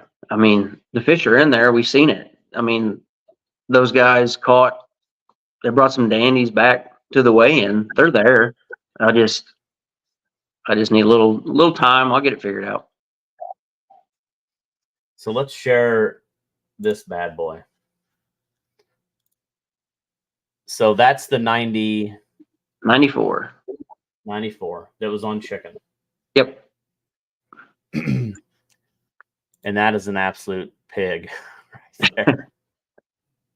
That was a funny, that fish came about. It was kind of funny. I had talked to a buddy of mine the day before. He fishes too, Aaron Meyer, and we had talked about going out the next morning. Well, I was on the way to the ramp, and I texted him. I said, "Hey man, just let you know I'm headed to the ramp." And he goes, "Oh, I'm still in bed. I think I'm just gonna sleep in." I said, Still "Oh, yeah." Well, I mean, this was like 5 a.m, 5:30 or something. So I said, "Okay, you know, well," and then I was like, "Well, maybe I should just go home then, since I'm gonna be by myself." And I'm like, "No, there's some new water out there that I want to try. I'm gonna go check it out." So I launched the boat and I took off, and I get to where I wanted to fish, and there was a barge coming up the river. In that particular spot, I was going to be pretty well in the channel. And so I'm like, well, I don't want to start fishing here and only get a little ways down and then have to get up and get out of the way, you know, and let this barge go through. I'm going to go over here. I'll go over here and look around, wait for this barge to get out of the way. So I drove over and started scanning, and I seen 2 or 3 big trees kind of in a row. So, well, you know, I didn't necessarily see any fish on them, but I that good structure like that, I said, "Oh, this ought to work." So I spun back around, went back north, trolling motor down, baited, dropped the line down, and I had only been, I don't know, I'd only been bumping maybe 5 minutes when that fish hit. Like I said, he hit so hard, you know, your brain goes crazy there for a little bit, like what just happened. And I'm like, I I don't know what I snagged, a submarine. I'm like, this can't be a fish. It's pulling. So, I mean, I was thumbing it. I had both thumbs on the spool, and it was like I wasn't touching him. I mean, he pulled off almost 100 feet of line in an instant, and I was so afraid to engage the reel, thinking it would just put too much pressure on everything and something would give. Thank God he got to a point where he wanted to turn and swim like back towards me. So I was able to get the reel engaged, and the fight was on from there. I mean, it probably took me 20 minutes. I was by myself. It probably took me 20 minutes, maybe even a little more, to get that fish in the boat. At one point, for about 5 minutes, I was spot locked in the channel. That fish was straight below the boat at 30 feet. And we stayed there, I bet, for 5 minutes. He never moved. He just treaded water. And I mean, if I leaned on him to try to pull him up, all I would do is bend the rod more and then pull line out. Like, he wasn't ready. That's the only fish I've ever caught that once he surfaced, he wasn't done. He surfaced. I saw him. I actually called Courtney. I had her on the phone, and speakerphone. I put the phone in the cup holder on the back on the multi-bar. And when he surfaced, I said, if it's not 100, he's close. And, you know, I said, it's my new big. I know that. And that fish turned and swam right back down to the bottom after I seen him. Like, he was on the surface on his side and turned and swam back down. And I'm like, wow. And so finally, you know, wrestling back to the top and then netting him is just a chore, getting the net under him, you know, fighting the current with the net and holding the rod. And it was comical, I'm sure. But yeah, got him in. It was like 7 a.m. on the dot on a Sunday. And I hated to do it, but I knew I wanted to get good pictures of that fish. And I called my buddy Greg Staggs. And Greg. yeah, I said, hey, bud. He answered the phone. He said, what's up? I said, hey, I got a question. Or I said, I need your help. And he said, how big is it? He knew the only reason I'd be bothering him on a Sunday morning, you know, it had to have been something special. And I said, I don't know how big. I said, but he is big. I said, if you wouldn't mind to meet me at the ramp, I said, I'd really appreciate it. And I think he drove 100 mile an hour to get there to help take pictures, you know, and help weigh him and everything like that. So, yeah. So were you, I mean, the adrenaline rush had to be just insane. So like when that fish went down, was your concern like, what is he getting into structure? Is he going to go under something? Yeah. I mean, you had to be definitely. I was very thankful that we were where we were at in the river. There is so much stuff in that stretch that he could have got against. I mean, yeah, I was very happy to be in the middle of the channel where there wasn't much going on, and yeah, because he was pulling so hard. You add a stick or something to the line, you might be bad news.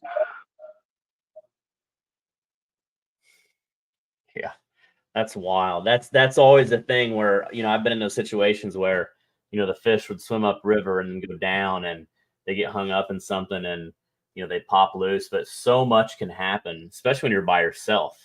Yeah. I mean, you got to have the trolling motor remote in one hand, making sure that all that's good. And because what happens if you spin it somehow and then the boat's turning and going down river on 10, and then that can be, so things got to go right. You know, you got to have gear that you trust, hooks and lines. So how big what braid do you use?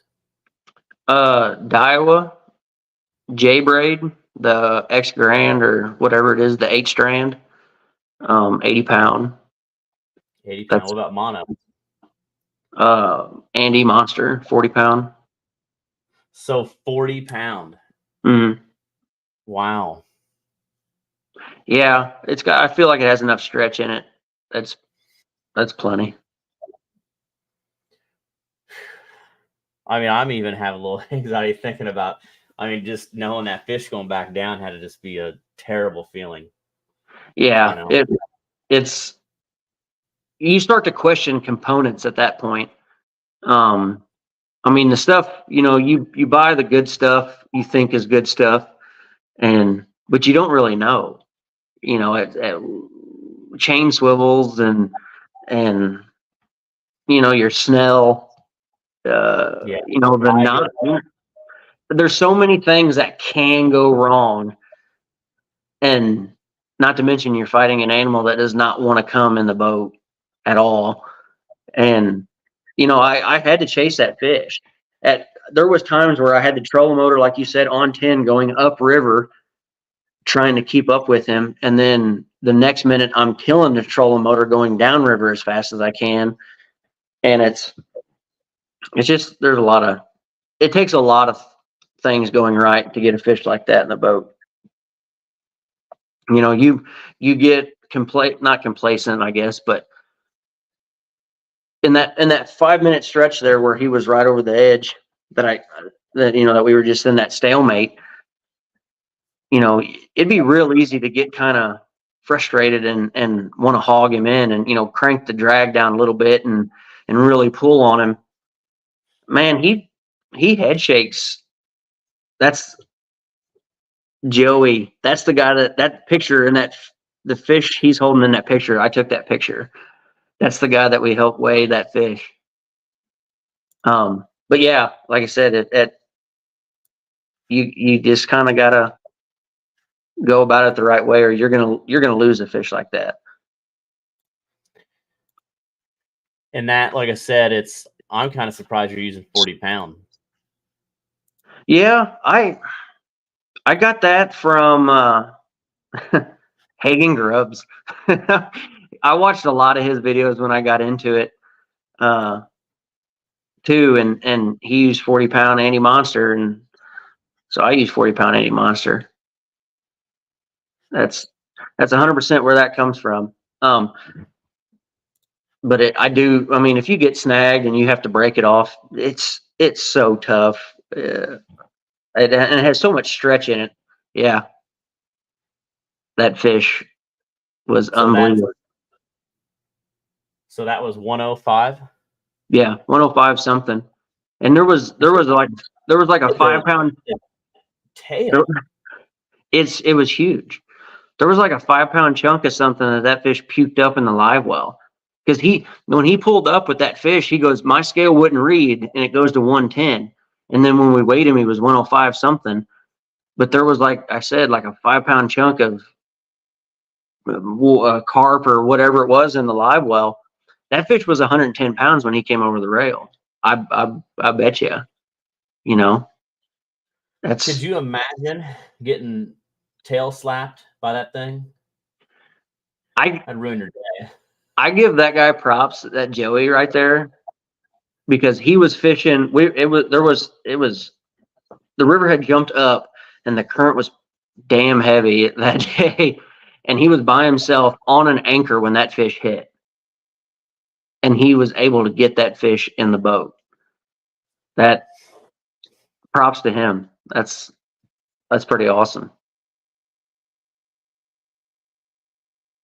That's just an absolute, like I said, I've been lucky enough to see 2 over 100, several in the 90s, but the biggest we weighed was last September in Alton, at 106 or whatever. But it's just, I don't know. That's when they hit 100, it's just a different animal. I mean, you just can't. You got to see. I mean, that's a really good picture, by the way. You did a good job. But you got to see that fish in real life to understand like how big, like their tail. I mean, that's a massive tail.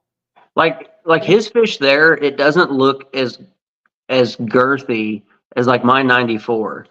Like when I'm holding that 94 and like it's spilling out between my fingers and my gloves, you know what I mean? Like that fish was unbelievably long. I mean, look how long that fish is. Oh yeah. I don't know if he put a tape to it, but I think I want to say mine was like mid 50s, but it was 40 something around. Yeah, it's crazy when you catch a big fish or a fish that you think is big. When you catch you catch a 50, You know, a 50 is a tank. That's a great fish. Yeah. And then you look at that fish and go, that's 250s. And it doesn't even make sense unless you've seen it. It's like, how? This fish is, you know, a 50-pound fish is big. How can it be twice that? And then the world record's almost 3 times that. Like, it's crazy. And you look at, I mean, it must have been foggy that morning where Joey was fishing. it was, I forget what it was that morning. If you look on the around his fish, it looks like there's a bit of fog. He might be trying to black out the background so we can't tell.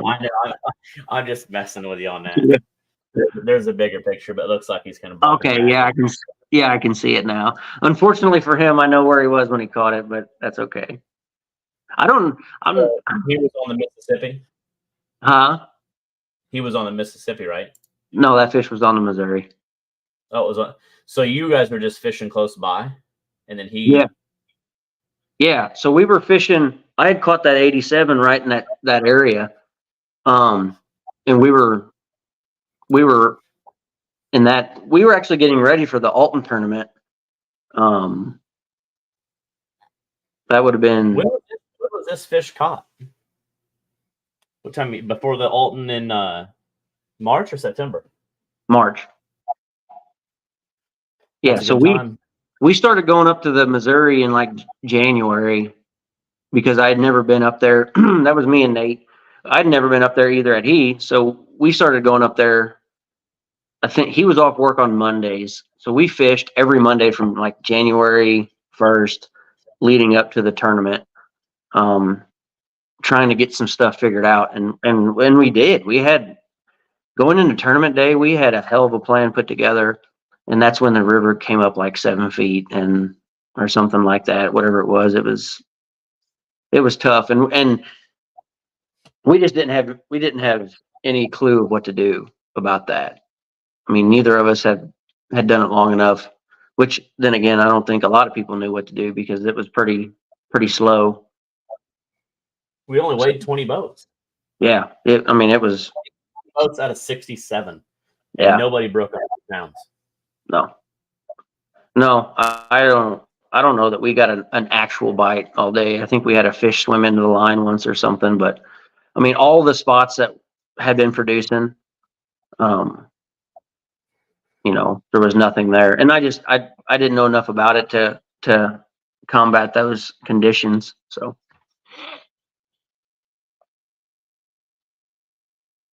So Jake jumped on late. Jake Fry, he asked the questions about rattles and all that. And Jake, if Kirk's out there fishing, 99% chance he's got a rattle on there. And he had a second part of his question would be, is it simpler sometimes or better to eliminate a lot of that stuff between you and your hook? So at some point, can there be too much going on? And like we talked about with those fish, when you get to that 50+ pound range, there's so many things that can go wrong. So if you have a snell knot and making sure your snell is good and your hook is sharp, and then you got a demon dragon or a rattle that's tied, and then you go to a chain swivel that's tied, and you got a regular swivel. So you might have 4 or 5 knots.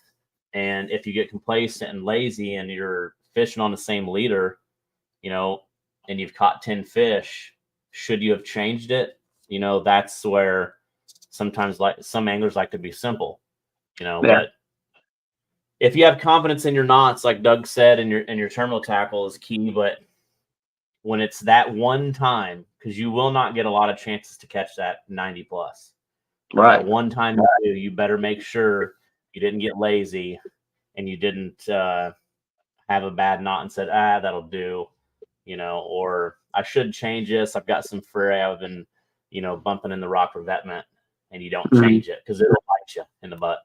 I think it comes down to that. Like, as far as for me, would eliminating some of the stuff be simpler? Absolutely. I wouldn't have to sit at at this table building rigs. It would be easier, but it goes back to that, what I was saying a while ago, where if it adds 2% more fish, and then if I feel like this adds 2% more fish, it's worth it. It's worth the time and effort. Yeah, it's not the easiest, but and you might catch the same fish. I don't know, but I don't feel as confident that I will. I will take that off chance that I have a bad chain swivel and it gives away. I will take that 100 times out of 100 rather than to be fishing with a simpler rig that I don't have the confidence in. I'm just, and that's just how I go about it. I mean, but I typically do not get lazy on stuff like that. Like if I see a burr on something, you know, or hell, I've been fishing this rig. I've been lucky. I haven't lost this rig, but I've been on several trips with it. You know, I'll cut the knot or and redo them or cut the, I do a lot of, no, what am I saying? Crimps. Yep. You know, if you feel like your rig's been on there too long and getting a little wore out, well, take it off. You know, I keep a bunch of them ready, you know, put a new one on and then that goes away. Cause that's kind of on you at that point, I think. You know, I was talking with Seth the other day and we were talking tackle and, you know, the difference between, you know, a $3 no name brand versus the brand that you know and trust, that's $5. I mean, in the grand scheme of things, that's a small price to pay to have a better component and to have more confidence. I mean, at the end of the day, you know, look at the boats that we're riding around in. Look at what we're spending on electronics and engines and all this stuff. Like at the end of the day, a $3 difference in hooks, it's not worth it to me. You know, the hooks is, I bet you the hooks is the one thing in my boat that I'm just absolutely, I will not waver on. You know, you might put a different rod in my hand and I like this and I'll fish with it or whatever. But I think, and I'm sure there's a lot of guys that are like that. Like the hook is I'm just not fishing with any other hook. And there's a couple reasons. Huh? What hooks do you use again? The Ripping Lips 8/0. Always the 8/0. Yeah, always. I want to get some smaller ones for like the lake situation, but I don't know, that 8/0. I get so many. So when I first got into it, I bought so many different hooks and tried this and tried that, and I lost a really, really big fish one time. I guess this is the one time that I can actually look back and think and point out, like, I got lazy. I bought this brand of hook. So when they bend the top of the eye over, this particular brand bent it the opposite direction that I've ever seen. So when I tied my snell, I'm left-handed. I had to tie my snell backwards. And when I cinched that down, I was like, that doesn't look right. That doesn't look as good. It doesn't feel as strong. But I went with it anyway. I'm like, well, it has to be. It's just backwards. You know, it feels wrong because I've tied it backwards. And I went fishing a couple days after that, and I hooked. At that time, it was the best hit that I'd ever had. And I fought the fish for about 15 seconds, and it was gone. And I was heartbroken. And I reeled up, and my hook was gone, and my line was a curlicue. It just pulled the snell out. And that was the last time I ever had one of those hooks in the boat. And then one of those days that we were fishing, I think it was the day I was telling you that we averaged probably 40 pounds of fish on the Missouri. I had got snagged. I broke a rig. I grabbed another rod out of the box. Nate and I were both using Ripping Lips 8/0 hooks. I grabbed a different rod rather than put a new rig on the one that had broke off. Cast that pole out, and it had a different hook on it. One of the hooks that I had used previously. Hooked a dandy, got him to the boat, seen him, got him surfaced. Probably mid-50s. That fish turned and took off. He was gone. Hook come out. Ended up losing. We caught every fish that day. We didn't lose a single fish except for 2. Both of those fish came on that one hook, that one different hook. And it's just in my brain now that I can't, I love the look of other hooks, and I get a lot of people saying, well, that wire's so thin, don't you think they're going to bend it? And I'm like, if that 94 pounder didn't bend that hook the way he hit and the way he pulled on it, I have no fear that anything will. I don't feel, I think it's just going to be what I fish with. And back to like what they say is if you're confident, that's the start. I mean, you got to be confident in your gear and trust it. Yeah, I mean, I used to think you had to have that big giant gap and or you weren't gonna get a big fish or whatever, but it's just something about that design. It just gets them. All the confidence in the world in it, and it's kind of cool when you had a good day out there and it rubs all the red paint off and you're left with a bare metal hook. That's kind of cool too. So yeah. Well, you caught plenty of big fish. So I mean, that's the only thing that scares me about yours. And I know that, like Doug said, most reels are 30-pound drag or less, but that 40-pound. I guess I look at it as if I've been bumping all day or I've been fishing all day and I got it up against some stuff and now I'm at 40 pounds with some fray, instead of 80. You know what I mean? So other than that, like I said, I use 80-pound braid, 80-pound mono, but that's what I'm confident in. You were talking about leader line. Yes. Oh no, I use 80-pound Black Armor from Dragon Master leader line. Okay, that makes sense. I thought you were saying mono like my anchor rods are 40-pound mono. I use 80-pound leaders. Yeah. Okay. I was saying, but I know people that use 30-pound braid. Yeah. And I mean, like I said, they're confident, and like I said, it's it's all about your drag too. But the biggest thing I hear so many times when people come back to the weigh-in is, I lost one. I lost a good one. I mean, now a lot of that could be some BS, you know what I mean? And it's, yeah. But, I don't ever want to have those stories myself, you know what I mean?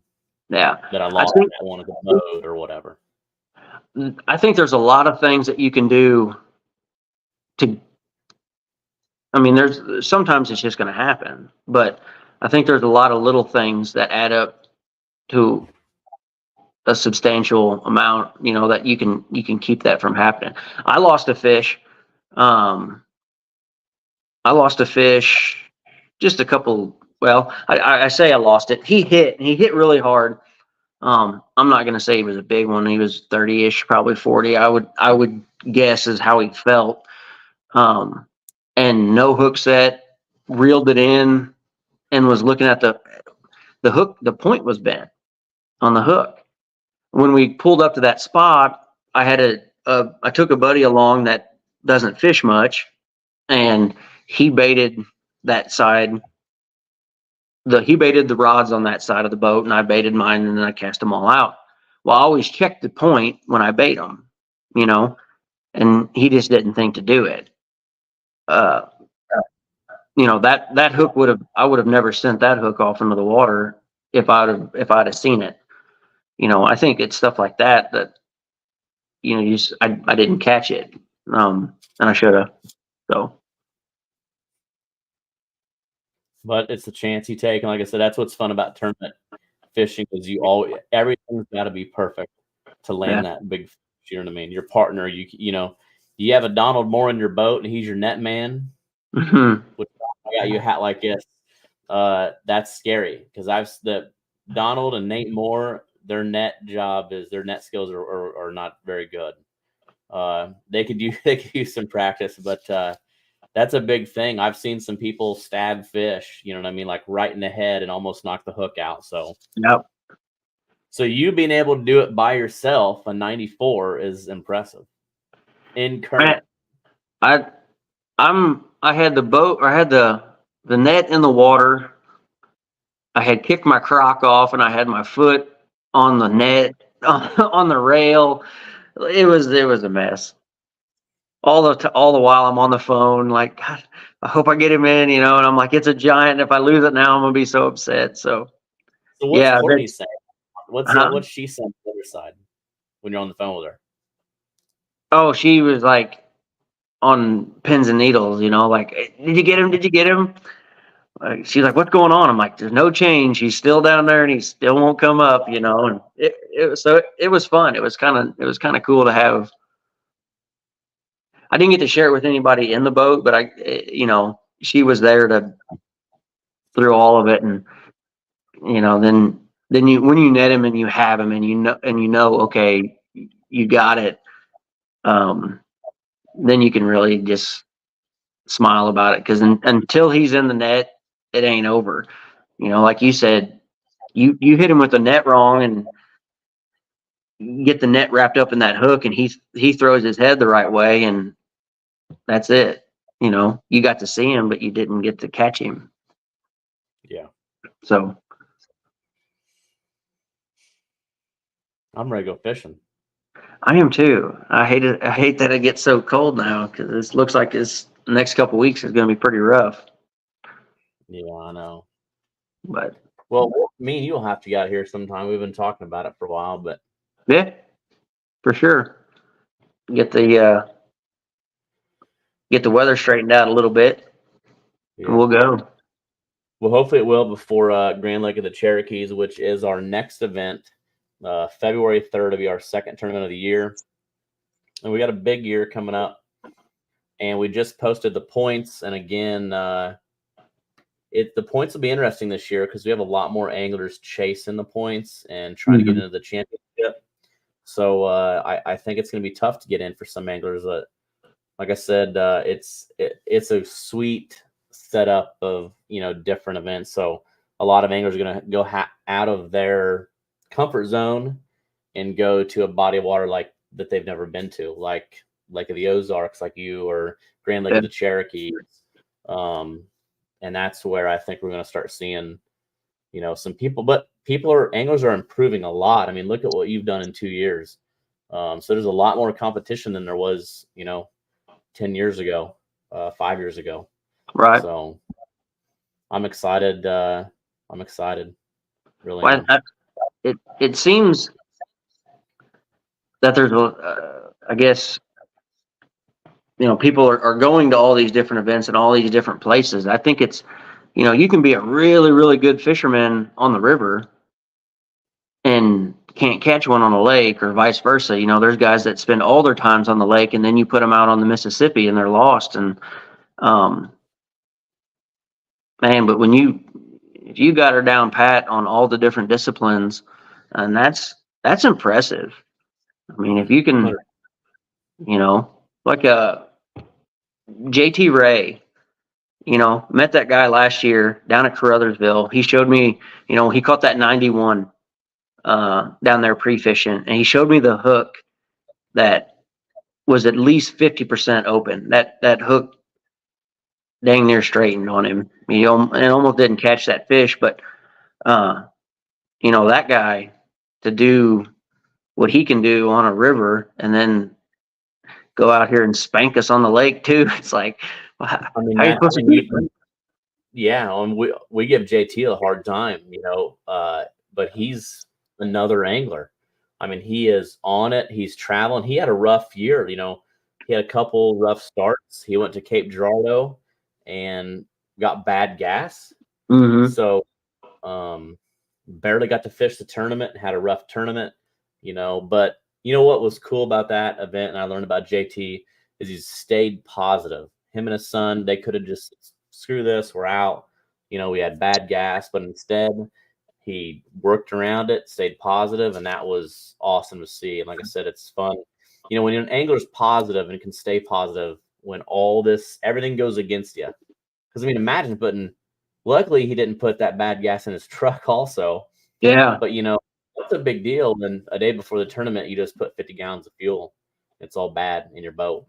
Yep. So, and he went to the Mississippi and did well. Then he goes to Lake of the Ozarks. He's a tough contender too, and I think he had a great start to the season with a second place finish. Absolutely. So, you got some guys that didn't really fish a lot of the trail last year. I don't know what Justin Clare's, what his plans are, but I'd hate to see him fish a couple twisted cat this year. I'll tell you that right now. Yeah. He's tough, real tough. Yeah.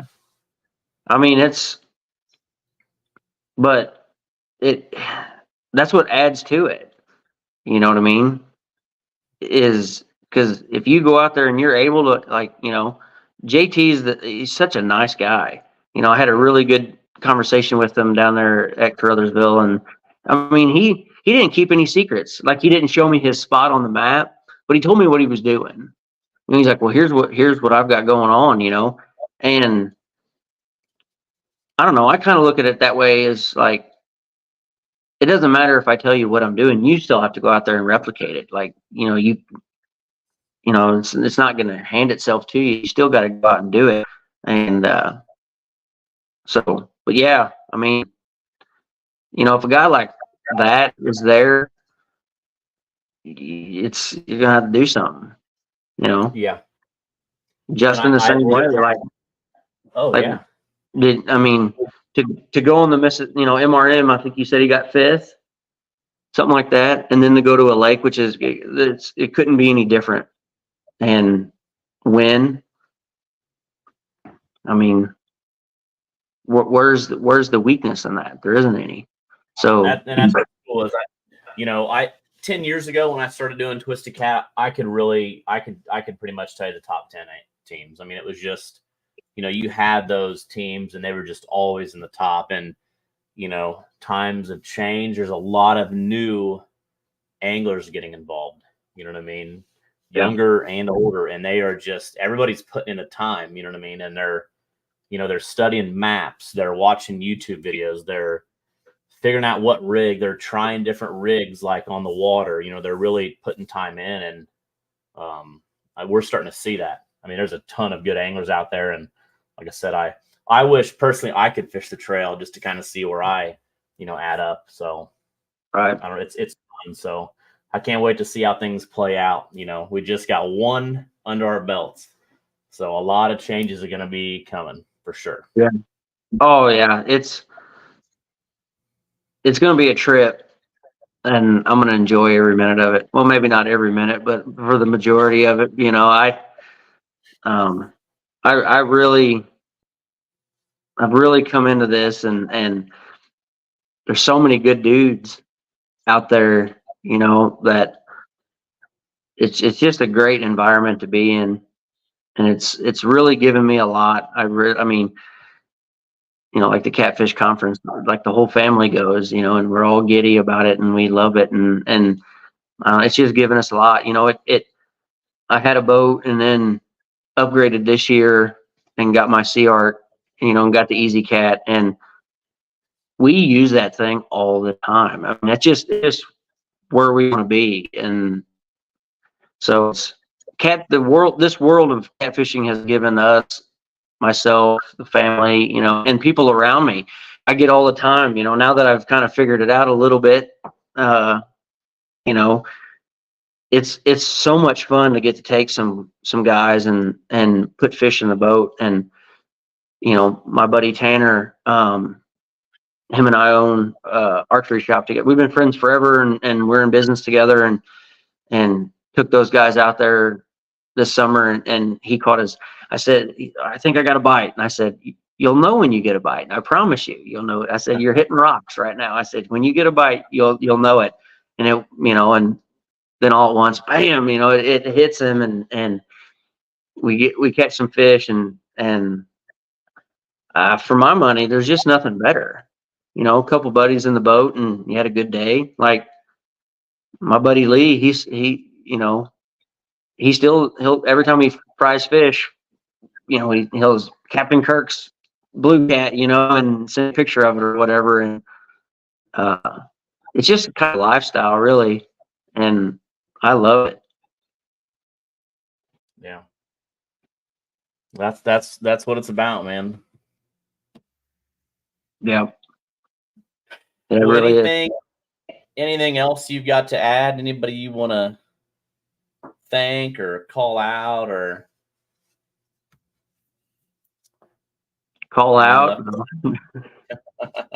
I mean, I've got a ton of people to thank. I mean, honestly, Captain Tyler, this all started with that trip. You know, with a good guide, and just a good guy in general, putting us on fish like that. I mean, that's what started this whole thing for me. That's what lit the fire and made me do this the way that I have, I guess. So yeah, I mean that, and the we should do a one-on-one sometime, and I'll use my chicken, and somebody else can use whatever they want to use, and see what happens. We should feel like the same stretches of river and stuff. That way, it's really apples to apples as much as I guess it can be. Yeah, That'd no, be that'd be fun. Yeah. That, like I said, we've done our second 1-versus-1, and it's just it keeps. We don't know where it's going yet, but we're just having fun with it. And again, it's another thing like this live podcast, weekly podcast, to just kind of bring value to anglers. And just like you got started by going out with a guy that gave you a good time on the water. You know, I went out with a buddy. Before that, I didn't care about catfishing or fishing at all. And just one buddy took me out one night, and that was it. Yeah. Now, we're both on the podcast on a Monday night talking about catfish. So it's just taking that opportunity to go out on the water with somebody. And I try to take as many new people as I can. Get them hooked. I tell people all the time, they'll say to me, you know, hey, I'd like to go sometime.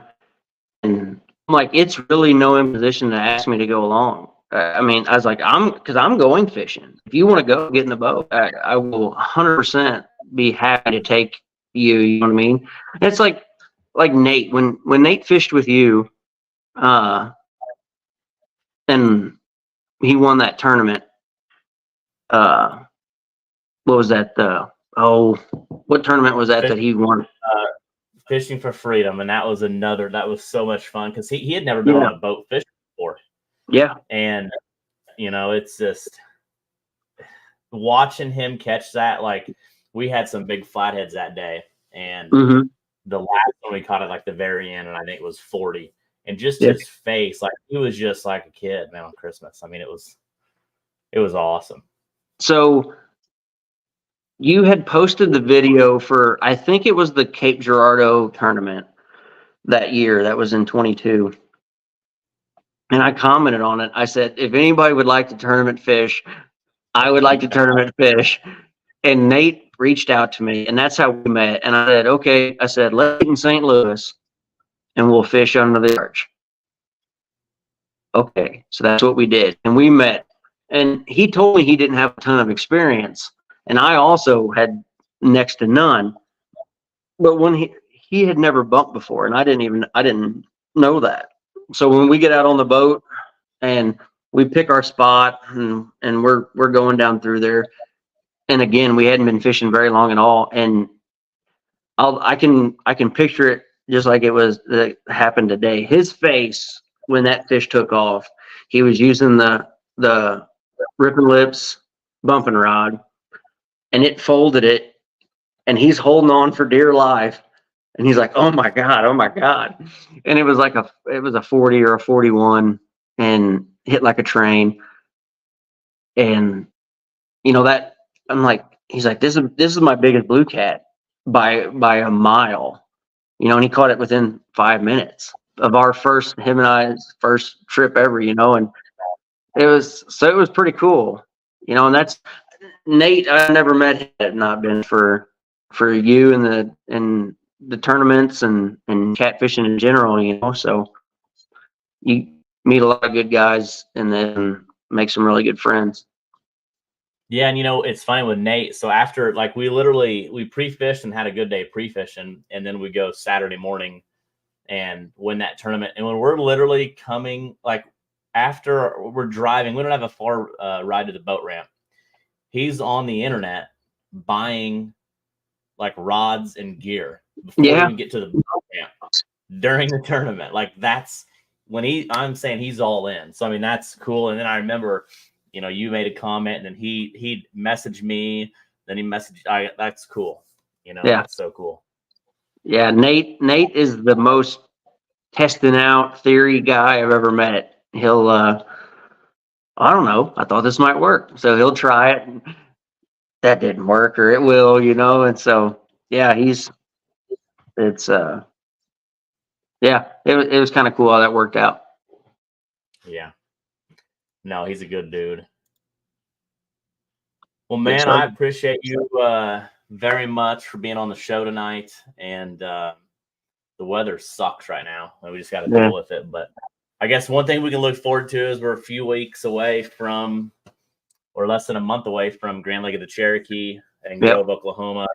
And I'll have all the information out about that event this week, from hotels, the weigh-in, and all that. We'll be putting in at Wolf Creek, which is an awesome big ramp, lighted ramp, lighted lane. So it's going to be a good event, and we got a lot coming. This is 2024 finally, and we're rocking and rolling. So again, thanks for being on, everybody. Thank you for watching. Share this video with somebody that you know, wants to get in the sport. And yeah, we hope you come. And again, we got the grassroots. It's $50 entry. It's a way to get your feet wet and don't have to spend the $300. It's everything we do is 100% payback, and we got some great sponsors. So thanks for the support. This is year 10 for Twisted Cat Outdoors, and yeah, everybody have a good week, and we'll see you next Monday, and we'll find out who's going to be live with us. So thanks for being on, Kirk. Yes, sir. Have a good night. All right. See you, everybody. Hey, anglers. We hope you join us February 3rd at Grand Lake of the Cherokees in Grove, Oklahoma. It's our first time on that lake. We're really pumped about it. Again, we got 100% payback for a $300 entry. We also have our Grassroots Series as a $50 entry, 100% payback. But come join us, Grove, Oklahoma, Grand Lake of the Cherokees. Going to be a fun time, February 3rd. Hope to see you there.